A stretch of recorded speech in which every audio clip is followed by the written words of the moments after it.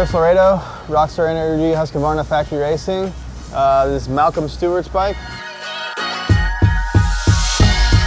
All right, from the front of this motorcycle, we start with a 779 FA factory Dunlop front tire. That's Malcolm's preference. We have many options. He prefers this tire for the stiffness of the carcass, as well as the grip from hard pack to intermediate or soft terrain dirt. We complement that with the 52 millimeter WP fork. And the rim and the hub is it's a Han hub with an Excel A60 rim. Our fork button is maybe a little bit unique looking with the carbon piece adapted to it. Reason being is Malcolm is a big guy and he runs his fork very, very, very stiff. And so we have an issue with trying to keep the button from actually ripping off during the starts, because there is so much tension on it, you know, and that's just a small piece, two bolts, you know, holding it on. So we got to have a little bit of strength there. So we added a little piece of carbon fiber there to kind of accommodate for that. Wire tied, yeah, it stays in place as best as you can hope for. You know, it's more maybe a first turn incident or an incident involving another rider where you maybe catch a foot peg or a brake pedal or something of that nature where you break one or two. Hopefully, with that said, if there is something broken, if they're tied together, then it will keep it kind of in line and not, you know,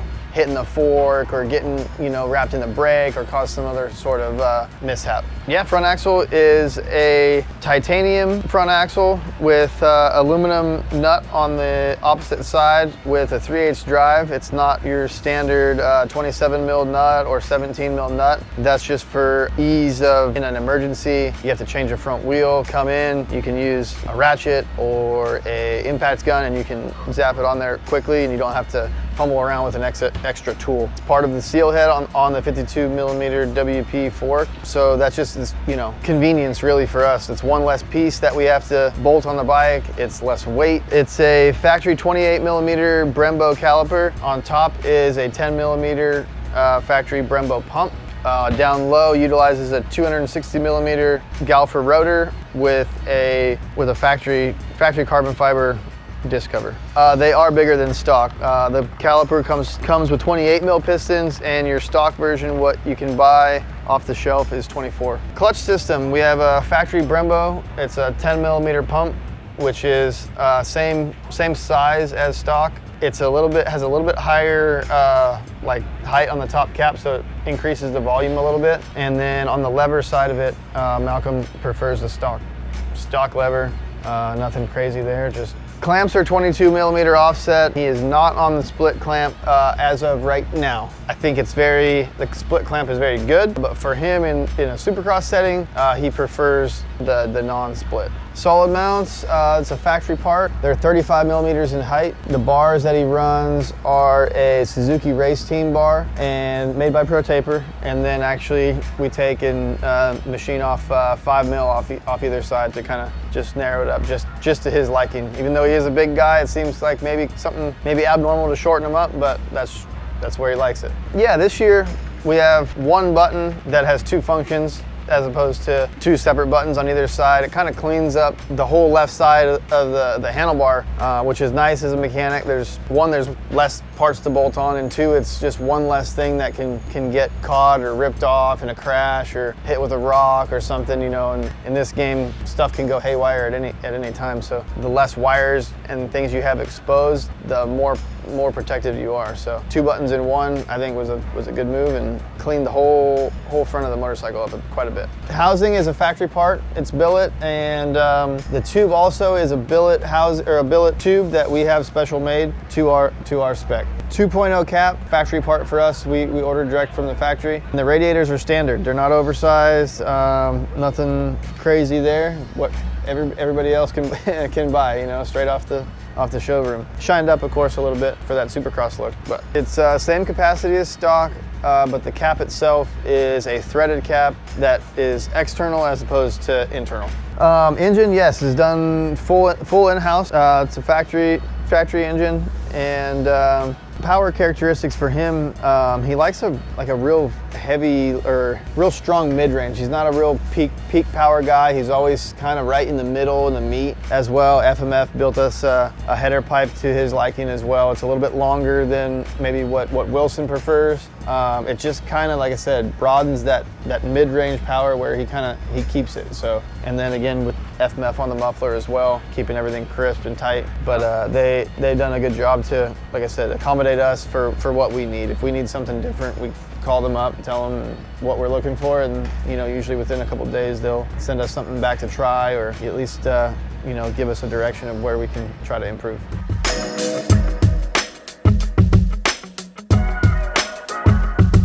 The outer is, I believe that's just a hard coat. The Recluse setup, that we do have options. They're all factory options. So stiffer, softer, changes the release point. It's not an auto. We don't run the auto setup, but it is a Recluse setup. With their help, they give us options for different disengagement, engagement points, different clutch plates. So everything on these motorcycles is fine-tuned to each rider's needs. Normally, with the glass window, on these they put that, it's like a piece of aluminum in front of it, so that way a rock or whatever, but it has a slit in it so you can still see the actual oil and make sure you're not running with nothing, with no oil. I do know that they are tie and they are 5 mil lower. That's a MetTech part. That's a good part, good tie, but also with that said, it's available to the public. Rear master cylinder is a factory Brembo master.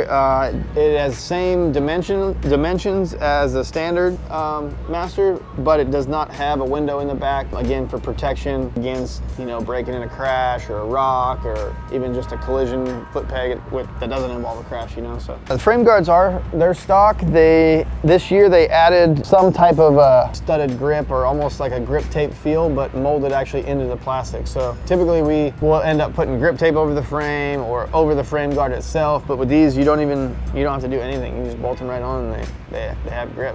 All right, in the back here we got the WP Exact Pro shock, and we got a bunch of different dimensions, the lengths, every millimeter, half millimeter, from 154 to 158, let's just say. So I can't tell you what we're running, but I can tell you that we do have options, and that WP greatly takes care of us in any way that we need. So we want the bike taller, we want it shorter, we want it stiffer, softer, doesn't matter. They have everything we need to go the direction we're looking. Subframe is standard subframe.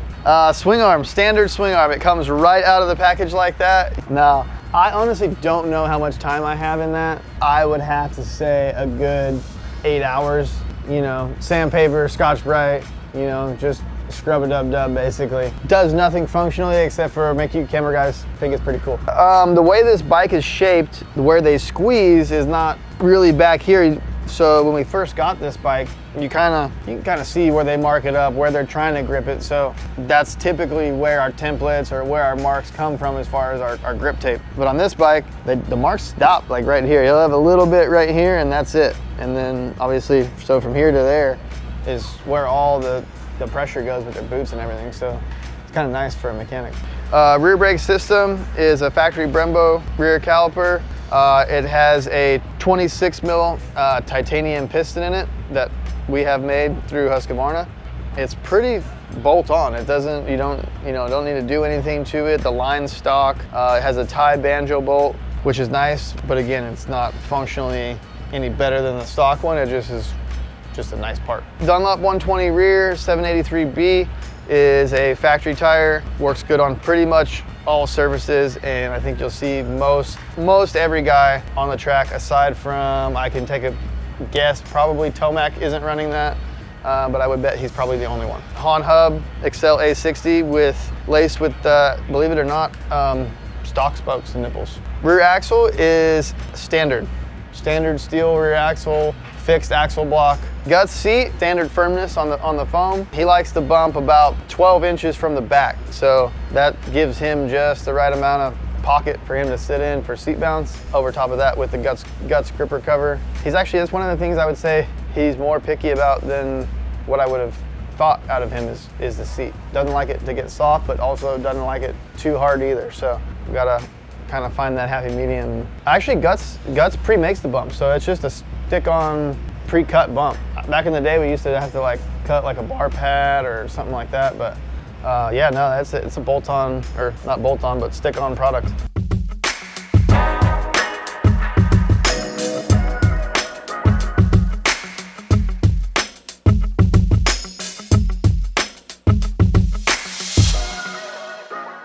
Pro taper, and with the RK came out with a new chain. It's called the MXZ5. Their newest, latest and greatest thing.